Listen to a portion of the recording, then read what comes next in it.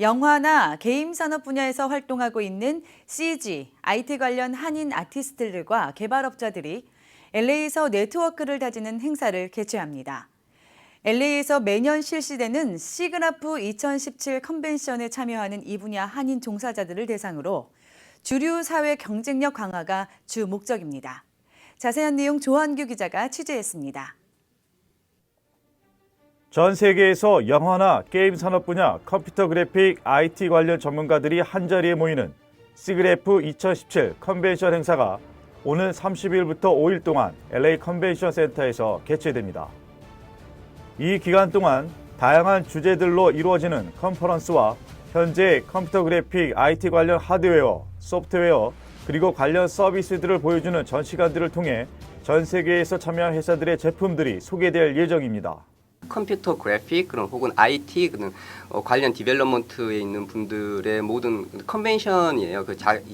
올해 새로운 제품에 대해서 소개를 하고 관심 있는 분들은 거기 가서 그 정보를 듣고요. 그리고 제품을 개발하고 계시는 분들은 그 부스를 만들어서 거기서 자기의 제품 홍보를 하고 여러 가지 또 그 자체 컨벤션 센터 내에서 여러 가지 또 비즈니스적인 교류가 일어나기도 하고 있습니다.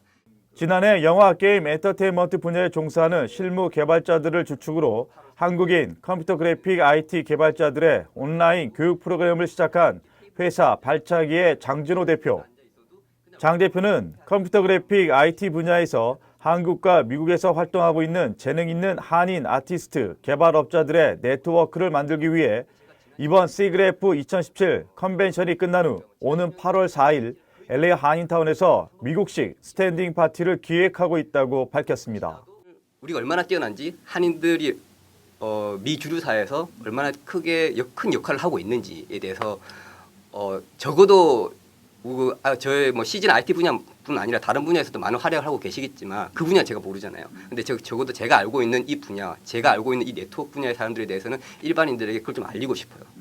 컴퓨터 그래픽, IT 관련 한인 종사자들의 만남인 이번 행사를 통해 서로에게 필요한 것들을 연결해 줌으로써 이 분야에서 한국인들의 능력을 좀 더 구체적으로 주류 사회에 알리고 싶다고 강조했습니다.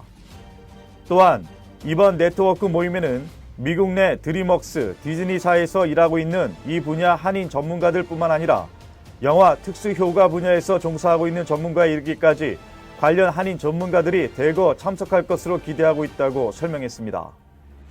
한편 이번 행사에는 한국의 공개 오디션 프로그램인 K-팝 스타 시즌4에서 두각을 나타낸 싱어송라이터 뮤지션 존추의 미니 콘서트도 마련됩니다. RKTV 뉴스 조한규입니다. 한인들이 많이 거주하는 뉴저지주에 오늘 또 하나의 일본군 위안부 기린비가 세워졌습니다. 일제강점기 일본군에 의해 성적 고통을 당한 위안부 할머니들의 희생을 기리고 이를 역사적 교훈으로 삼자는 뜻에서 버겐카운티 한인회가 클리포사이드 파크 인근 트리니티 에피스코발 성당 앞 정원에 위안부 기린비를 세운 것입니다.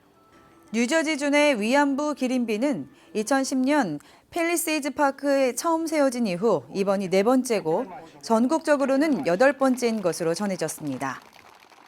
굉장히 건강하게 잘 계셨으면 좋겠고 또 돌아가신 분들도 이렇게 많이 마음 아프게 해서 돌아가셨는데 다시는 이런 일이 일어나지 않게끔 하기 위해서 제가 이거를 하게 됐습니다. 그래서 다음에는 전쟁이라는 게 일어나지 않고 여성들이 더 이상의 피해가 되지 않게끔 했으면 좋겠습니다.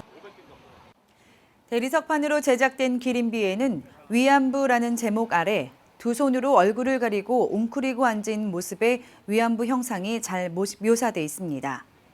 기린비에는 1930년대에서 1945년 일본군에 의해 납치돼 성적 누해를 강요당하고 수많은 인권 침해로 고통을 받은 20만 명 이상의 여성과 소녀들을 기억하고 그들에 의해 고통받은 참상을 잊어서는 안 된다라는 글귀가 새겨져 있습니다.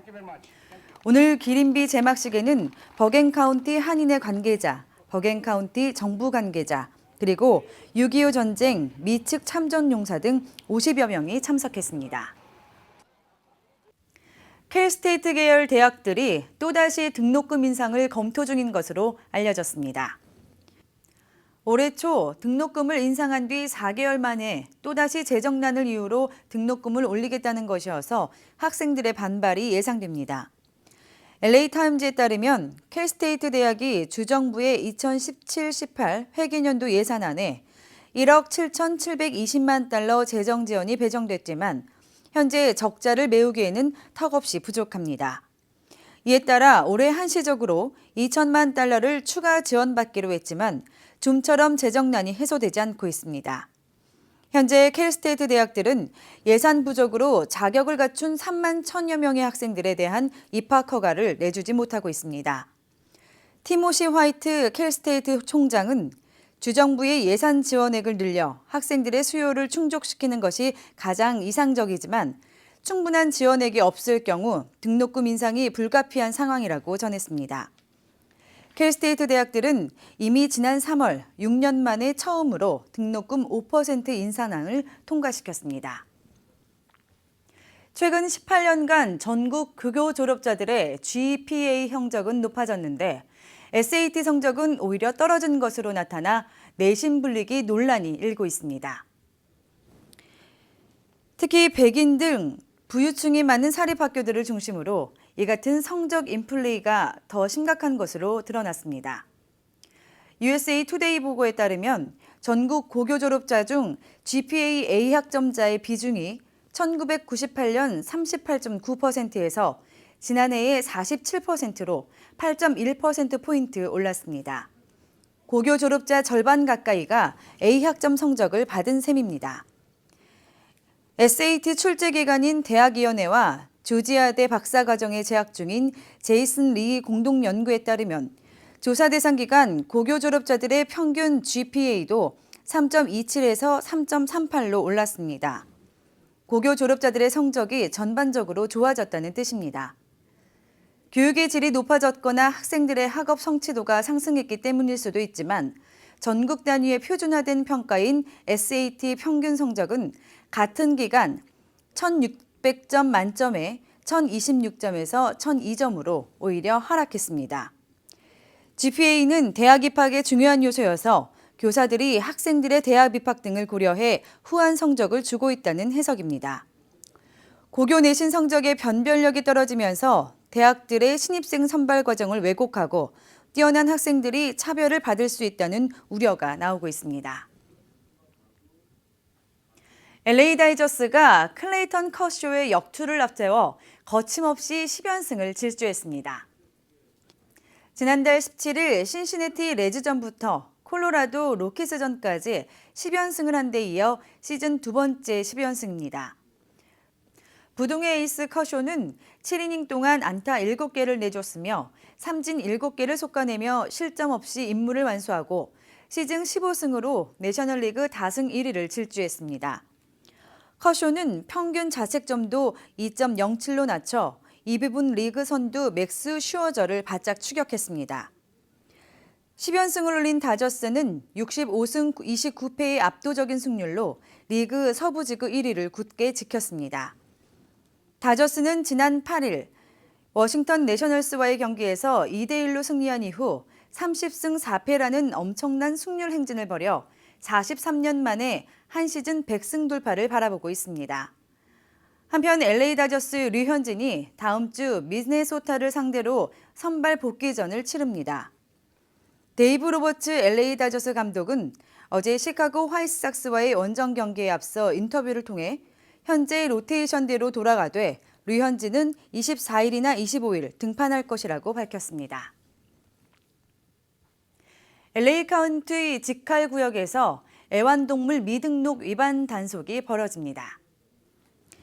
LA 카운티 동물보호국은 오늘 라푸엔테, 클레어몬트, 라번, 글렌도라, 샌디마스, 그리고 웨스터 코비나 등 직할 구역의 주택들을 무작위로 방문해 애완동물 등록 여부 단속을 펼칠 것이라고 밝혔습니다.